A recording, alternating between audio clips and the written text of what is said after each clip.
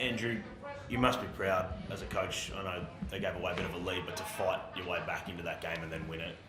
Yeah, I'm super proud. Yeah, the boys' attitude, the never giving up, is just something different. Yeah, it's crazy how good it is. We're just keep making it hard, but we must love it for some reason.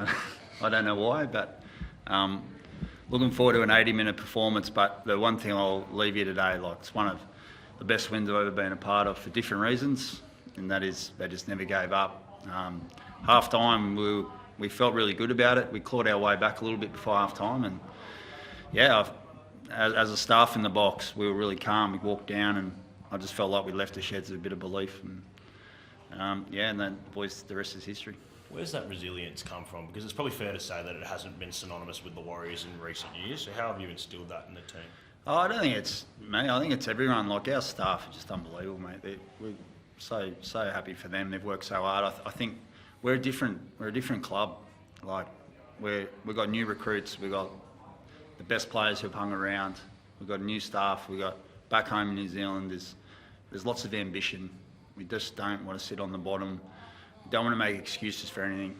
Like, we want to have a crack, and we're a different club. So what's in the past, I know everyone keeps talking about it, and it's fair enough, I suppose, because everyone think it will fall over soon. And after 15 minutes, they probably thought today was the day. But the boys had different ideas, and our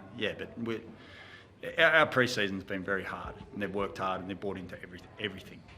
And even like our training this week was super. So I didn't see that start coming, but they were good. Can you give us an insight into those halftime conversations? Sean Johnson said on the field that there was that belief straight away when you're in the sheds. I imagine if we won this, we can come back and do this a bit. What a story it'd be to tell. Can you, from your perspective, what were the conversations like? It wasn't like a Churchillian speech. Like, I'll be honest, no one's going to write an article this week that we went in and ripped the doors off the sheds or anything like that. That wasn't going to work. We just went around the room like we normally did. It was exactly the same halftime as normal, barring probably what we spoke about. We actually spoke about what we had to fix. Like, it was so obvious defensively what we had to fix, and what we were so good at for so long wasn't there. We talk about resilience. We wasn't lack of resilience here today in the first half about conceding those tries. It was like coordination. What we're actually trying to do defensively just wasn't there, and we just weren't giving ourselves a chance to get in the fight. And we just spoke about details and what we had to fix, and we're really calm about it. And then right at the end, we spoke about, like, do we believe? Like, every time we've gone down there, we've scored. Every time we hang on the ball, we build pressure. Every time we defend a set, we look good. If you do that, you boys, we're honestly a big chance here. So that's all. That was as Churchillian as it got, I think. Yeah. Is that the right word? Yeah. Sean's composure as well, guiding the team around. And I know he's obviously not playing today, but he was magnificent. And then have the composure right at the end to slot it. Yeah. Mate, Sean's just like come this unbelievable leader. He's always been a fantastic player.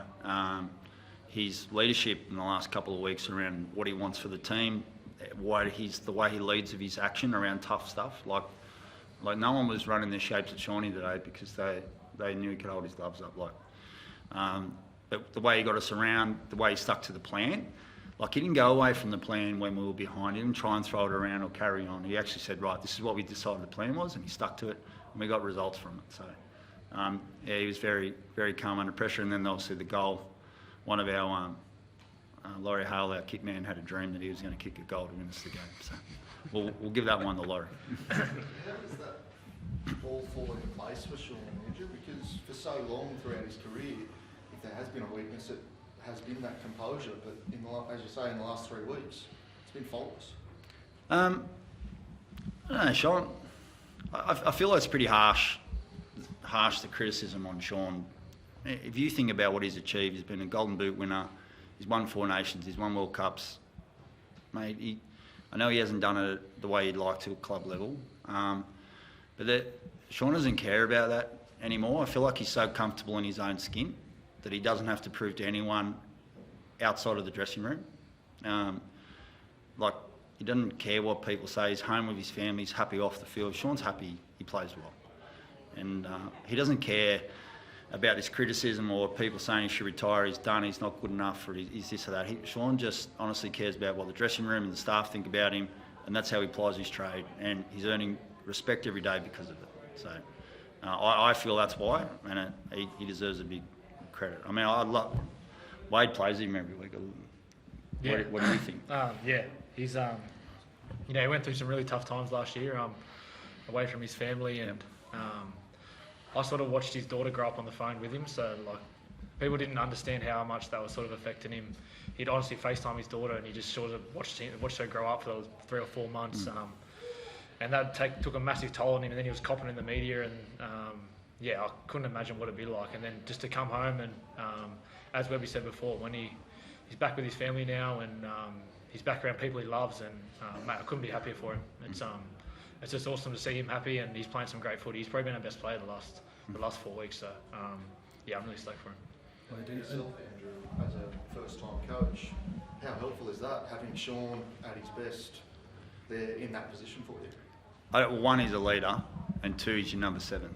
So if your number 7's firing, you're a chance of winning games. And he gave us a chance tonight. There was a lot of good players tonight. There was a lot of players that fought their way back. But he just never seemed to be flustered at all. He never seemed to put his head down. He looked positive. I saw him grab a group of players after he tried this tonight and talk to them about what they needed to do, and he changed it. He changed the result. Andrew, they had to overcome quite a bit of adversity, including just before half-time with that sin bin. What was your view on the new Corey decision? I'm not sitting on the fence here. I literally don't know. There was so much going on. It was right before half-time. We were about to make a sub, and then we changed our mind. I was more interested in what had to happen now. I was more interested in who had to go defending his position right before half-time, because that's pretty important. They need to know who the half needs to know he's connected to defensively there. I'm not a fan of going back. That's no criticism on anyone who's making those decisions around tonight, because I haven't seen it. I don't know what happened. But I don't know, it just deflates the hell out of you when you defend a set and you're like, here we go with the ball, and then, what are we doing? And there's confusion, they're checking this, and then they go all the way back. So, no one's not blaming anyone, just frustrating. So you'd rather in that situation that instead of going back 5 plays, the match review committee would pick it up if there is foul play? Yeah, I'm going to leave it at that. I'm on the edge here. I can tell I'm on the edge. I'm a bit, teacup here, a bit excited. So, no, I'll just leave it at that. Thank you. How about the up, mate? Any injuries? I think they're all good. There's definitely some bumps, there's some limps, but the limp came after the team song.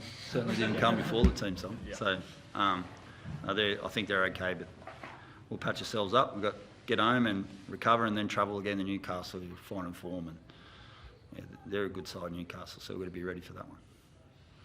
Cheers, guys. Thank you.